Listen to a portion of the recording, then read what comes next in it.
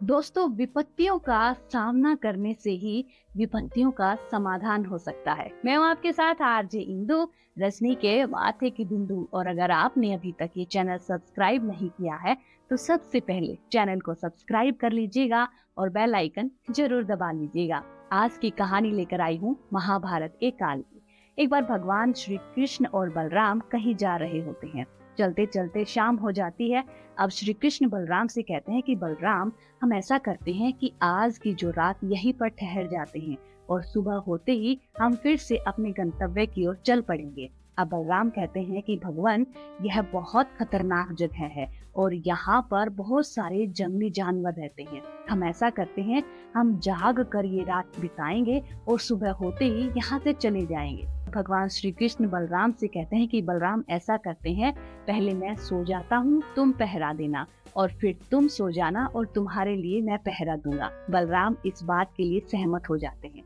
अब भगवान श्री कृष्ण जैसे ही सोते हैं, एक बहुत ही विचित्र विशालकाय एक राक्षस बलराम के सामने आ जाता है। अब बलराम उसको देखकर घबरा जाता है।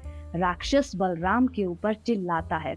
बहुत ही विचित्र घटना घटती है। बलराम डर जाता है और उसका आकार छोटा हो जाता है और राक्षस का जो आकार था वो और बड़ा हो जाता है। अब दोबारा से राक्षस बलराम के ऊपर चिल्लाते हैं। फिर से बलराम का आकार छोटा हो जाता है और राक्षस और बड़ा हो जाता है। तीसरी बार फिर से राक्षस बलराम पर चिल्लाते हैं और अब की बार बलराम बेहोश होकर वहीं पर गिर जाते हैं।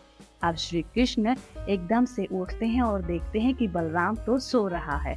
अब वो सोचते हैं कि बलराम शायद पहरा देते देते थक गया है, इसलिए अब मैं पहरा दूंगा और बलराम को आराम से सोने दूंगा।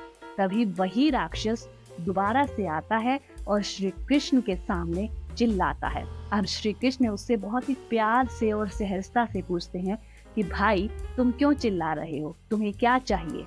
अब इस विचित्र घटना में जो राक्षस का आकार था वो छोटा हो जाता है और भगवान श्री कृष्ण का आकार बड़ा हो जाता है। लेकिन राक्षस दोबारा से भगवान कृष्ण पर चीखते हैं, चिल्लाते हैं और भगवान श्री कृष्ण फिर से वही बात पूछते हैं कि बताओ तो सही, तुम्हें क्या चाहिए, तुम क्यों चिल्ला रहे हो। और ऐसा कहते हुए भगवान श्री कृष्ण बिल्कुल भी नहीं डर रहे थे। बहुत ही शांत, बहुत ही सहज मन से वो पूछ रहे थे कि तुम्हें क्या चाहिए। अब राक्षस एकदम से डर जाता है। पहली बार कोई ऐसा व्यक्ति था जो उसको देखकर डरा नहीं और गुस्से में राक्षस एक बार फिर से भगवान श्री कृष्ण पर चिल्लाते हैं और अब की बार उस राक्षस का आकार इतना छोटा हो जाता है कि भगवान श्री कृष्ण उसको अपनी हथेली पर रख लेते हैं। हथेली पर रख कर अपनी जो धोती है उसमें बांधकर अपनी कमर में बांध लेते हैं कसकर। अब सुबह होती है और सुबह जब वो चलने लगते हैं तो बलराम श्री कृष्ण से कहते हैं कि रात को मेरे साथ एक बहुत ही अजीब सा हुआ। एक बहुत ही बड़ा राक्षस आया था जिसको देखकर मैं बेहोश हो गया था। अब श्री कृष्ण मुस्कुराते हैं और कहते हैं कि कहीं तुम इस राक्षस की बात तो नहीं कर रहे।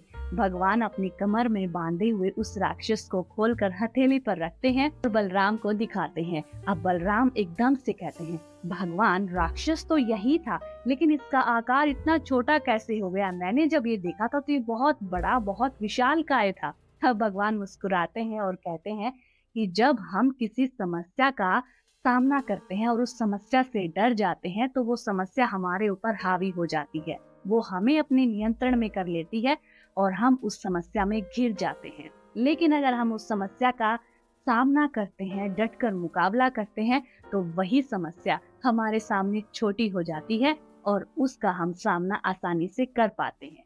जी हाँ दोस्तों, इस कहानी से हमें यही शिक्षा मिलती है कि जब भी कोई कठिनाई आती है, कोई बुरा समय आता है, हमें डरना नहीं है, घबराना नहीं है।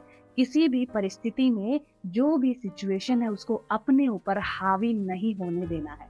बिल्कुल शांत मन से उसको अपने नियंत्रण में रखना है ताकि हमारी मेंटल हेल्थ बनी रहे, हमें किसी भी प्रकार का कोई स्ट्रेस ना हो। अगर हम समस्या का आसानी से समाधान कर लें, समस्या के ऊपर काबू पा लें, तो कोई भी ऐसी समस्या नहीं है जिसको छोटा ना किया जा सकता हो, जिसका समाधान ना हो सकता हो। मैं हूँ आपके साथ आरजे इंदु, रजनी के माथे की बिंदु। और अगर ये कहानी आपको पसंद आई है तो इस चैनल को सब्सक्राइब करना ना भूलिएगा, ज्यादा से ज्यादा शेयर कीजिएगा। याद रखिएगा, आरजे इंदु।